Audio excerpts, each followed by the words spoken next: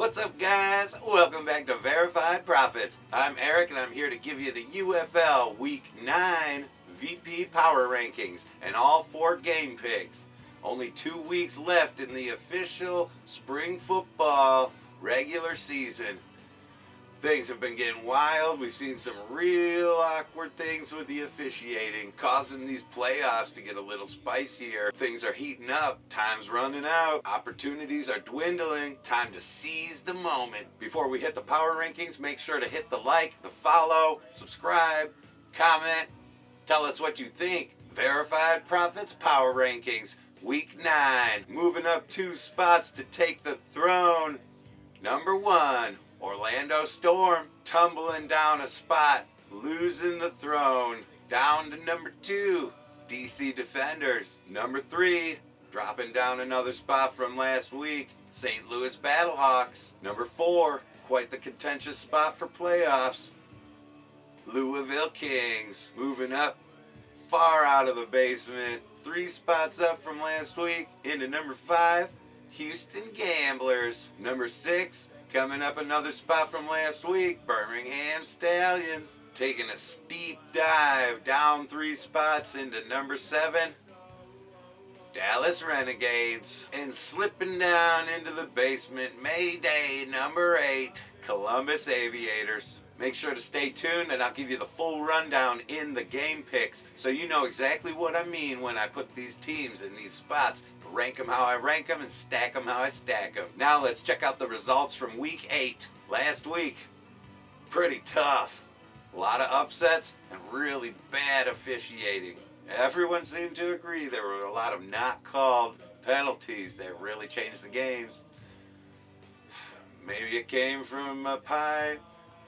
Maybe it was on purpose, so this playoff run is spicing up a little bit more. I hope not. Game 1 of Week 8, Dallas Renegades, we thought they were going to be able to put up a fight, take it at home, but no, the Storm pulled off with it. Renegades had a chance. Austin Reed threw a perfect pass, deflected, bobble, right into the Orlando Storm's hands, ended the game. There was a real chance, and that game should have gone into overtime. Home team could have taken it then. But the Storm swept through Dallas and the Renegades lost it. Game 2, we thought the DC Defenders were going to take the rematch and win against Louisville Kings. DC did everything they could after they lost their starting quarterback, Jordan Te'amu. That's sad, man. We thought maybe Jason Bean. I was kind of hoping for Jason Bean to come in, but it was Spencer Sanders as the backup quarterback. Started a little cold, but he did heat up. But the refs, man, they let too many bad calls go.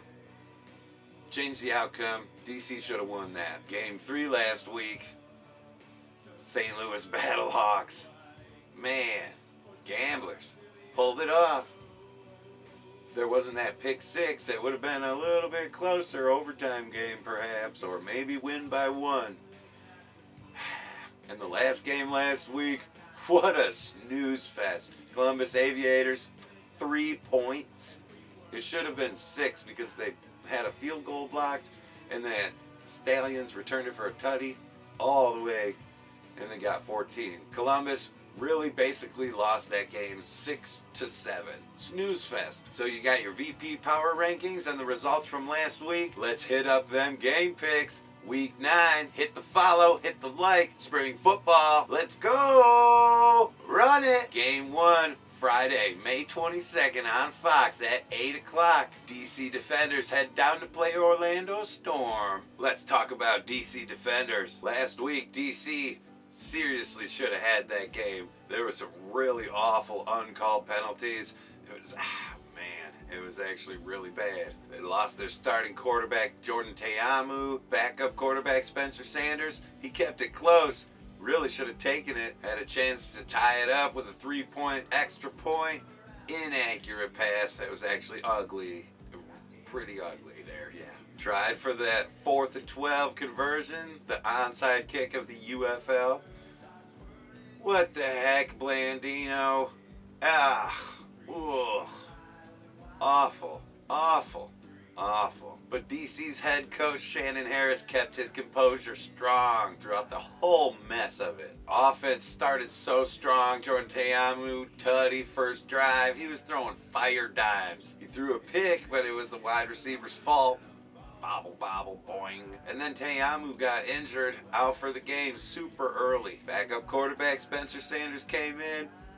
A little cold to start, as expected. But he started to warm up, but he threw a super nasty throwaway pick. It was gross. Whoops. Running back Deion Jackson was not explosive. He never got his fuse back. Started the season strong, but last week, strip fumble. Running back Valaday, though, he's a strong, explosive one with a spark. Getting them tuds and gassed the Kings last week. And they got running back Abram Smith, who's been firing it up more and more each week. Had a long 20-yard rumble tutty. That's how to do it. And of course, wide receiver Ty Scott, Tud Scott, Spidey. That dude, solid tud grabs right off the bat. Wide receiver Powell, that dude high points anything, one-handed. Oh, so good. The Defenders' defense is the most fun team to watch. They have so many dominant players, and their DC is super cool. Got that high energy, Derek Roberson, and that beast mode beast, Joe Wallace. Wow. DC's defense gives up quite a bit in the midfield area, but in the red zone, they solidify. Pass rush, causing Chandler Rogers to fumble. Turnover, beasts. The pressure is just havoc on the quarterback. And the Defenders' secondary, ball hawks, easy picks, and they're sticky. Causing Chandler Rogers, he couldn't find a wide receiver, man. DC's special teams gave up a kick return tutty, but they did block an extra point in the fourth quarter. Now let's talk about Orlando Storm. I really love their head coach, Anthony Beck. That dude is super tall, and his vibes are super tall. And I told you weeks ago, super low-key shifty quarterback Jack Plummer starts the game with a 1-yard over-the-top tutty. And then he comes back with a 71-yard rushing tud. Quarterback design run around the outside. He was gone. Told you, he's super fast for a quarterback. Running back Jason Corbin had a rushing tud. It's nice to see because they shut him down a lot. Wide receiver Chris Rowland is the epitome of clutch hands.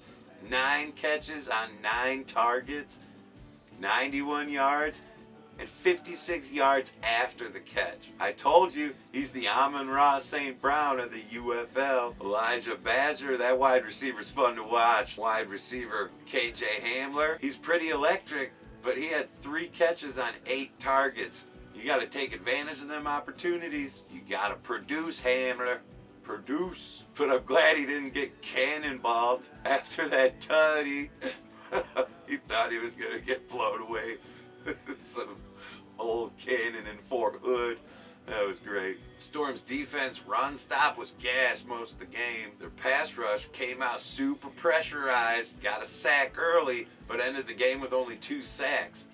1 sack early, opening drive, and then the entire game you only get 1 other sack. So maybe not the most dominant. Their secondary gave up 3 passing tuds, but they did get a pretty critical pick. The way that DC responded last week with losing their starting quarterback and their backup quarterback kind of heated up, kept the game good, and the Defenders' defense is super elite, so we're taking DC to downgrade the Storm to a category L for loser. Defenders are going to thunder their way to a lightning dub. Game 2, Saturday, May 23rd at 3 o'clock on ABC. A rematch from last week, but Birmingham going to head up to play the Columbus Aviators. Let's talk about Birmingham Stallions, the Stallions. Their offense last week was so weak. The final score last week was 3-14 because they got a tutty on a special teams blocked, kick, field goal, returning for a tutty, which was cool. The Stallions basically only won that game 7-6. Not very dominant, not very much strength, hence they're number 6 in the VP power rankings. That's partly why. Quarterback DTR had 1 passing tutty, 1 pick, and it was quite an exposing game. because Orlando started Jack Plummer for a reason and didn't have DTR as number one. DTR left, got all mad, flaunted in their face in the game. Not very cool, not very stylish, but I think everyone now can see it a little more clearly. The running game, too embarrassing to even talk about. Stallions defense kept Columbus to only 3 points. The Stallions run stop was super dominant though. The best part of their whole team that game. Other than Gilmore and Mickens, pass rush, 5 sacks. And their special teams blocked that field goal for a tutty. Gilmore, baby. And how about the Columbus Aviators? Only scored 3 points last week. Sad to see them drop all the way to the bottom of the VP power rankings. Number 8 into the basement. That game would have been a little different if they would not have blocked that field goal and scored a tutty, though. Aviators quarterback Jalen McClendon, he was the team lead in rushing for 18 yards. The entire game, that's it. 18 yards. He ran it 4 times, and he only got 18 yards, and he led the team in rushing last week. That's pathetic, because they're a run-first team, just getting shut down, and he threw 2 picks. Running game's too embarrassing to even talk about. Wide receivers is unmentionable. Skip it. But the Aviators' defense was pretty solid. Really kept the Stallions to only scoring 1 tutty, and that's it. Pass rush had 2 sacks. That kicker had his kick blocked, and that's about it for the Aviators. They might play spoiler at the end of the season. That's all they got. Last week was a snooze fest for the Aviators and the Stallions. I think Columbus bounces back better than most teams for these rematch games. I think they're going to exploit DTR. Shut him down and run away with a public upset. Aviators taking the dub in Week 9.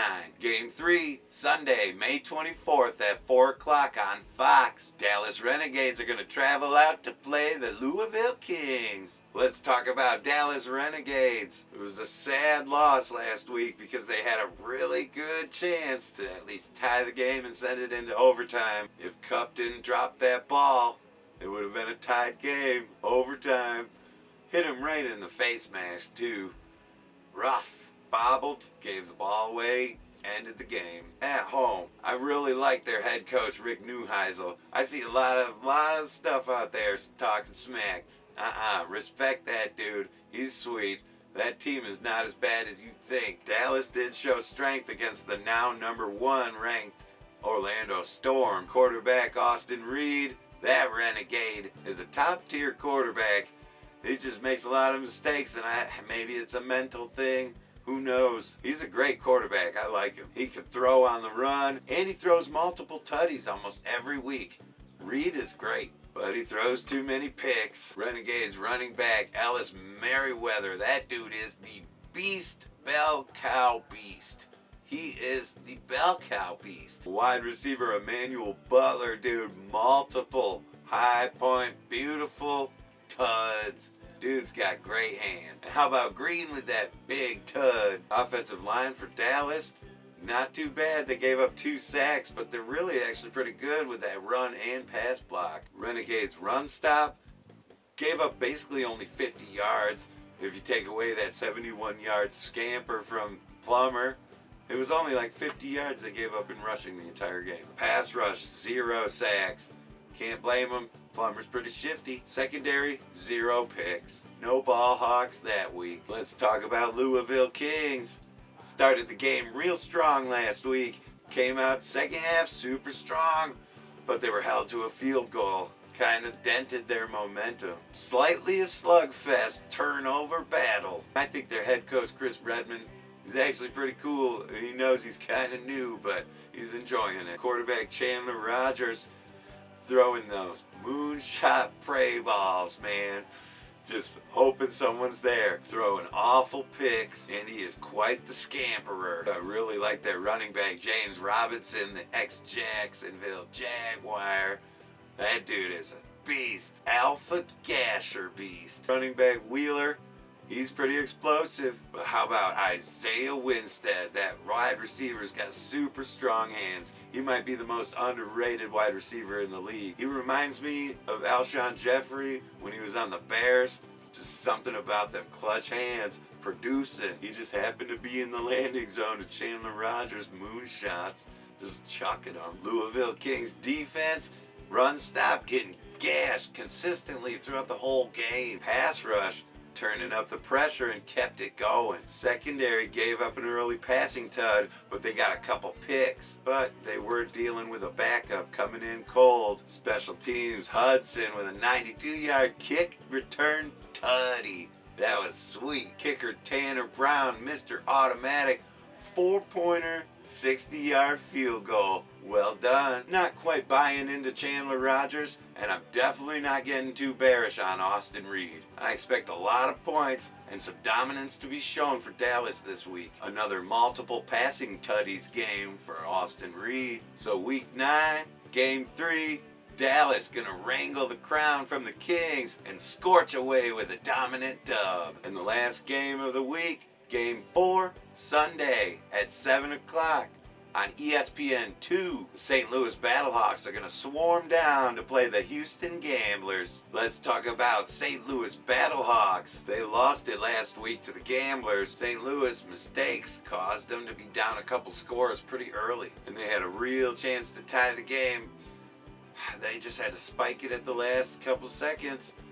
But I swear, Perez, there's something, miscommunication or something. But he looked like he was slow on purpose. He did not go for the spike, and he let that clock run out. But there's something about that curse, the pressure of your playoff clinching game. Win this and you're in.